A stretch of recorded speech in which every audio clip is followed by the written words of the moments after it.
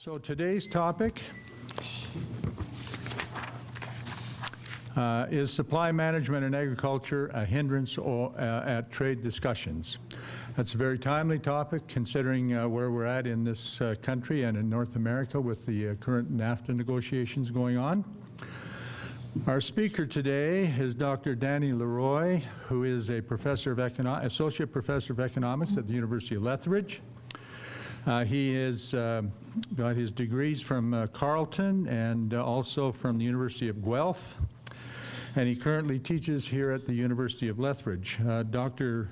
Leroy's focus of research is on livestock production, marketing and trade, emerging markets for irrigation water in southern Alberta, and the impact of renewable energy policies on Canadian agriculture.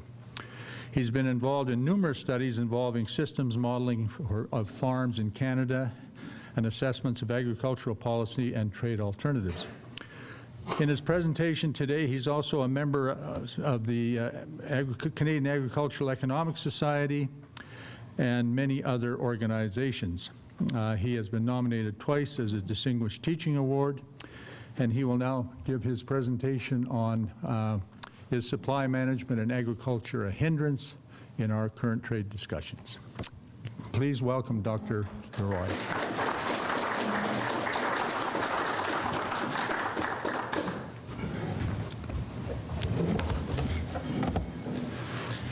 Good afternoon. Thank you for the kind introduction and for the invitation to speak to you today. I've enjoyed corresponding with Knud Peterson. He's done a really good job up to this point, so people who are involved in SACPA, your head guy's doing fantastic.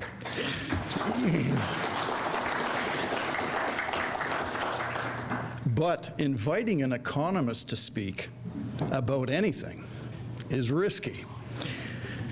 Often it's a distressing indicator of a lack of good alternatives. I mean, there are so many people who are so much more interesting than economists. With some justification, economics has been described as a painful elaboration of the obvious. Making matters worse is that professionally, we have a poor public reputation. This stems from our ability to predict the future, an ability which lies somewhere below the weather forecaster, but somewhere above the tarot card reader at the circus. We're right in between those two. Economists have been characterized as people who don't know what they're talking about and making you feel like it's your fault. I saw a t-shirt the other day. It read, "I am an agricultural economist. I solve problems that you didn't know that you have in ways that you can't understand." These unflattering remarks about economics and economists are funny because they contain an embarrassing element of truth.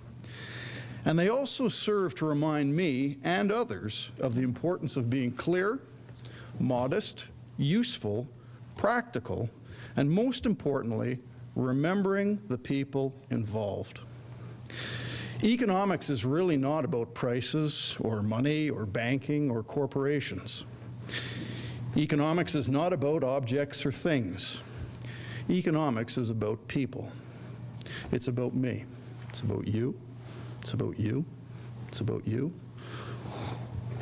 It concerns each of us and the consequences of the decisions we make at every moment of every day under conditions of scarcity and uncertainty. Economics is the philosophy of human life. It is the pith of our earthly existence. Because economics is about people, when I composed my presentation, beside my keyboard, I kept photos of family and friends who produce supply-managed commodities, as well as those who do not. Of course, there are countless more people than the ones I know personally who are impacted by supply management. But remembering the people involved helps to focus, identify, and delineate the effects of supply management. It provides an answer to the question Knud asked, Is supply management in agriculture a hindrance at trade negotiations? I have 3 photos at my desk of men whom I have met in person who have the definitive answer. Mike Gifford, Steve Verhoeven, and Frederick Seppi.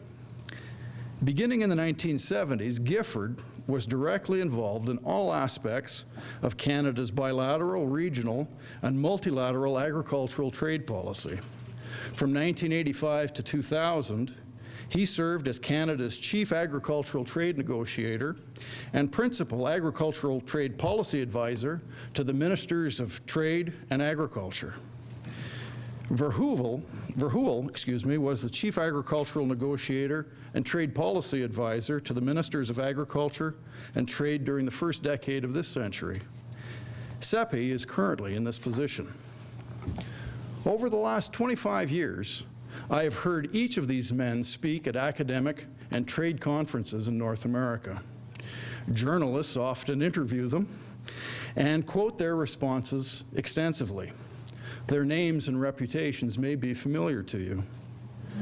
While I have chatted and shared a meal with them, I have never had their enormous responsibility as the national agricultural trade negotiator.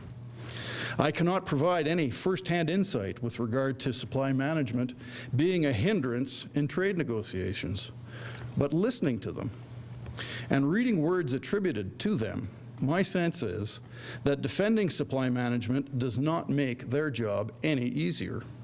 But I could be wrong. Deconstructing the psychological and political aspects of trade negotiations on the trade negotiators themselves is best left to other social scientists. The fact is, the really interesting question this afternoon is not, is supply management in agriculture a hindrance at trade discussions? The really interesting question is, or are, the ones which it begs. A hindrance for whom? In the context of which decisions?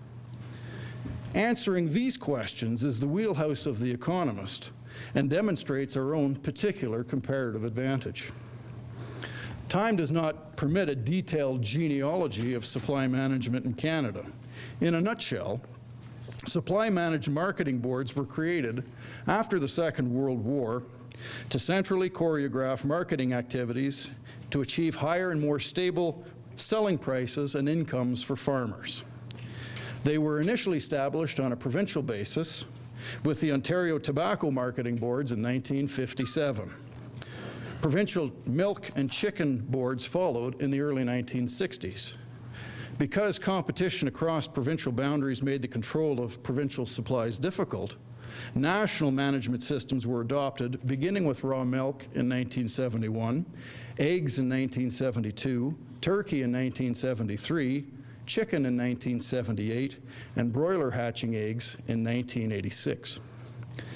At present, supply management systems for raw milk, eggs, turkey, chicken, and broiler hatching eggs are based on 3 core elements: producer price fixing, producer production controls, and import restrictions.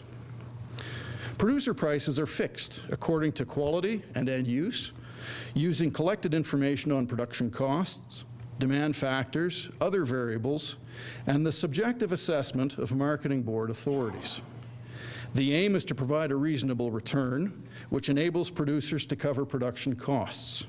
Producer prices do not rely on taxpayer transfers. To realize predetermined producer prices, the amount produced domestically is restricted by production quotas, which are set provincially. Production quota is the legal property of each provincial marketing board. It is allotted to individual producers as each marketing board sees fit and is subject to the terms and conditions of the quota policies in each province. The only legal buyer of raw milk is the Provincial Milk Marketing Board. The Provincial Milk Marketing Boards are the only legal sellers of raw milk to processors. The Provincial Poultry and Egg Marketing Boards are the obligatory intermediary between commercial farm output, graders, processors, and retailers.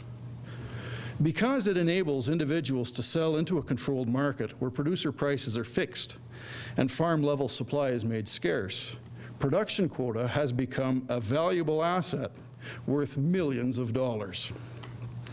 Quota has become the financial nest egg of farmers approaching retirement and is the single largest impediment to enter any supply-managed industry. It's a real catch-22. The greater the perceived benefit on the margin from selling into the controlled market, the more that producers will pay on the margin for this privilege.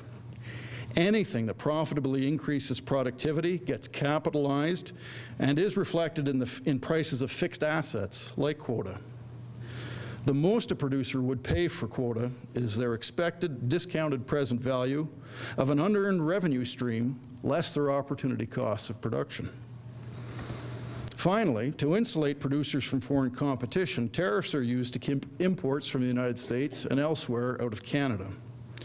Tariffs range from 168% for eggs, up to 285% for chicken, 246% for cheese, and 298% for butter. The possibility of these import taxes being reduced and greater access provided to potential foreign suppliers from international trade agreements like NAFTA is a big concern to producers of supply-managed commodities and their marketing boards. It reduces the scope of the privileged market into which producers of supply-managed commodities in Canada sell. It also reduces the perceived value among producers of their quota holdings. The potential financial loss in quota value is not limited to producers of supply-managed commodities, but also extends to others, including their lenders, among them commercial banks and Farm Credit Canada. There will be immense political pressure for bailout if the supply management system is terminally compromised. Across the 13,500 producers of supply-managed commodities in Canada, the combined value of their quota holdings is more than $35 billion. There is a lot at stake here. Much more for some individuals than others. And it is much more than just money. It's family business, friendships, security, property, freedom, and things so personal and so deeply subjective that they defy words. It is imperative to remember the people involved, and that includes each one of us. Fortunately, economic science is especially helpful to make sense of this problematic situation. Economics is about people. It is also a value-free science. Propositions of economics, such as the law of demand, neither state nor imply any judgments about what is good or bad, what is right or wrong. It just is. As the price of something increases, all other things the same, the quantity demanded of it falls. Whether the price increase is a good or a bad thing is beyond the proper purview of an economist. So too is whether supply management is a good or a bad thing. It is up to you to contemplate and for you to make up your own mind. Devastating problems arise when individuals are compelled to rely on economists or anyone else in place of our own individual decision-making. C.S. Lewis famously remarked that of all tyrannies, a tyranny sincerely exercised for the good of its victims may be the most oppressive. He was correct. The reason central planning always fails is because it requires a utilization of knowledge which is not given to any single person or small group in its totality. As Nobel Prize-winning economist Friedrich Hayek explained, the economic problem of society is not merely a problem of how to allocate given resources, if given is taken to mean given to a single mind which deliberately solves the problem set by these data. Rather, it is a problem of how to secure the best use of resources known to any of these members of society for ends whose relative importance only these individuals know. This elaboration by an economist of the reality that humans are not omniscient is very painful indeed. I'm sorry. Please accept my apology for bringing it up. But it is precisely because we can forget or choose to minimize or to ignore the people involved that some are drawn to government interventionism and forms of socialism. A less painful but no less obvious insight made by economic science that I wish to share is only individuals act. Geopolitical regions, non-living objects, and concepts are non-sentient. They do not act. They do not and cannot experience gains or losses or have opportunity costs. They are incapable of producing, consuming, or trading. Only individuals can and do experience these things. Turns out this blatant reality is very important in terms of understanding if supply management is a hindrance and in the context of which decisions. It also leads to the unavoidable conclusion that supply management doesn't protect domestic producers of raw milk and poultry and eggs against foreign competition. Rather, supply management protects domestic producers against their fellow Canadians, consumers, and would-be producers and innovators. Consider an import tax. I mentioned a moment ago the import tax on butter is 298%. Butter does not and cannot pay tax. It's a non-sentient object. No matter how hard you try, for example, you cannot get the packet of butter that's going to be on your table to hand over some cash to you. Only individuals can be compelled to pay. Which individuals are compelled? Canadians purchasing butter from suppliers, for example, located in some other geopolitical jurisdiction, bringing it to their homes to consume directly, or using it as an ingredient in some productive process to satisfy consumer wants.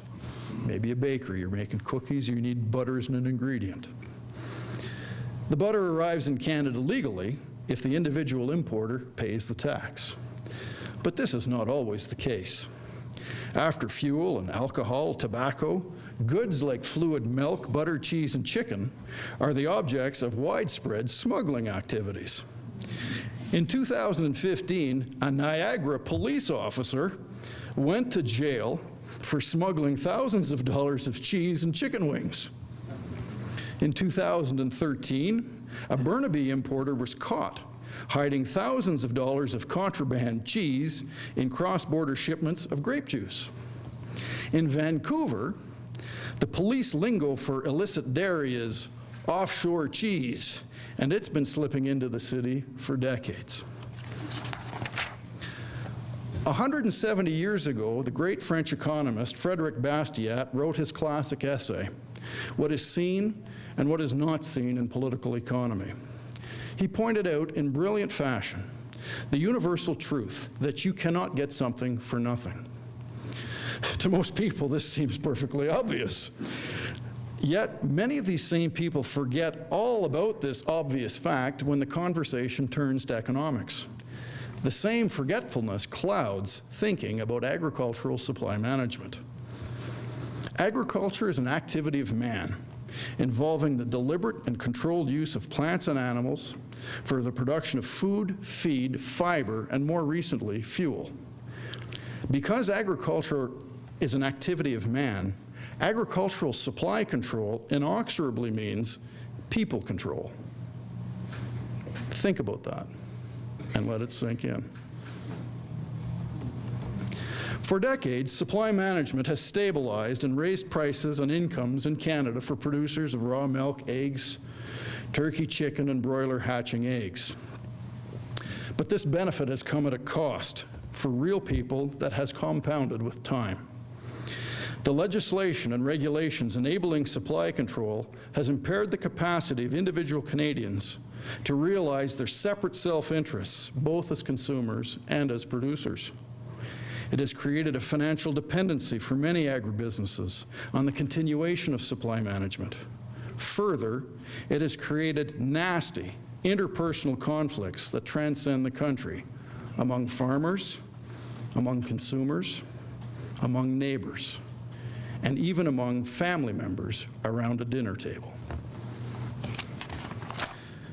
Supply management is a hindrance to trade in the widest sense of the word trade. Tariffs, import taxes, are a hindrance for Canadians importing or wanting to import dairy, poultry, and egg products from abroad. It reduces the volume of trade. It increases the cost to the importer and reduces the return to the exporter. This does not make people richer, it makes them poorer, here in Canada and elsewhere. And it gives rise to extra-legal markets where smugglers, including police officers, thrive. High domestic prices are a hindrance for Canadians, particularly the poor, who trade a larger portion of their disposable income than they would otherwise to satisfy their demand for dairy, poultry, and eggs. They consequently have less to spend on everything else. Purveyors of all other goods and services can only sell less than they would otherwise, or at lower prices, or both, and must be satisfied generating smaller revenues. Supply restrictions are a hindrance to existing Canadian producers who must purchase additional quota to expand their enterprise. There is no larger financial barrier than the cost of quota, a non-productive asset, to expand their agribusiness. Compelled to trade for more quota, these individuals must therefore forego the benefit of trading for and subsequently using every other additional productive asset they otherwise would have acquired. Supply restrictions are a hindrance to Canadian producers wanting to enter the industry, or existing producers wishing to differentiate their output to satisfy the wants of specific consumers. Hobby farmers with small flocks are exempt from supply management. So, for example, in the province of Ontario, legislation exempts producers from supply management if they have less than 300 broilers, or fewer than 50 turkeys, or less than 99 laying hens. But there are no exemptions for raw milk producers. They are the most constrained. The sale and distribution of raw milk to any buyer other than a provincial milk marketing board, which up until recently was a provincial-level regulatory offense punishable by fines, is now a federal crime punishable by up to 2 years in prison. While it is legal to drink raw milk, Canada is the only G7 country that completely prohibits private distribution and sale through both federal and provincial legislation. In contrast, in Europe, raw milk can be had through a vending machine. This litany of hindrances is what is being defended by the chief agricultural trade negotiator in multinational trade negotiations. Losses stemming from trade liberalization have been, are, and are going to be met with demands for assistance and compensation. Taxpayers and consumers are in the crosshairs. Last fall, the free trade agreement with the European Union was signed. It enables European cheese producers tariff-free access of up to 4% of the Canadian cheese market. To the extent that Canadians choose to switch away from domestic cheese producers and to these European suppliers, the quantity demanded of raw milk in Canada will fall. In view of an estimated 2% decrease in the quantity demanded of raw milk in Canada, the federal government provided $350 million to raw milk producers and to processors to help them compete. As is the case with any taxpayer transfer, the government must first take financial resources away from somebody else. Looking to the future, it seems to be easy to be discouraged by the challenges in supply management. But don't be. There is tremendous scope for leadership, honesty, and clear thinking. Good and compassionate people will rise to the occasion. Some of you will be among them. There is a need to keep in the forefront of our minds the people involved, all of them. And understanding economics is essential. It is about real people and real problems, and it's why I keep portraits close by on my desk. Thank you.